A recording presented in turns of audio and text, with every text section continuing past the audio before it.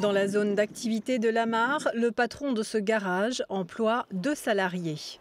Chaque année, en décembre, il leur verse une prime d'un montant équivalent à un second salaire. La prime, je la donne automatiquement à mes salariés, sans attendre que M. Macron nous le préconise. Donc pour moi, ça ne changera rien. Maintenant, s'il y a des charges en moins, tant mieux. Mais personnellement, moi, je préfère favoriser le mérite et si bien sûr ma trésorerie le permet, bien sûr. Une prime au mérite d'autant plus attendue par les salariés que dans les petites et moyennes entreprises, il est fréquent que beaucoup d'heures supplémentaires ne peuvent jamais être payées. Un peu plus loin, dans cette entreprise spécialisée dans les chantiers d'électrification, ici on compte 11 salariés. Le patron approuve également l'annonce faite par le président.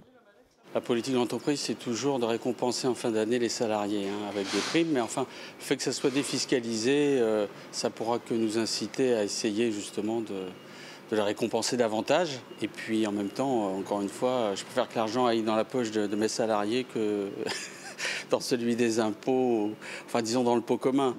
Cette autre entreprise de télécommunications emploie, elle, 60 salariés. Là aussi, chaque année, en fonction des performances de chacun, les employés perçoivent une prime. Le directoire accueille favorablement cette mesure pour le pouvoir d'achat. Parce que ce sera exonéré de charges sociales et sera aussi net d'impôts. Donc c'est tout bénef pour le salarié. Et concernant aussi l'entreprise, ça va moins peser aussi sur les charges de l'entreprise. Donc c'est une bonne chose aussi pour l'entreprise. Donc les deux camps sont gagnants. Et donc pour moi, c'est une très bonne décision de la part de M. Macron. Et plus l'entreprise emploie de salariés, plus les patrons s'accordent à dire que l'exonération de charges c'est bien, mais que la commande publique c'est encore mieux.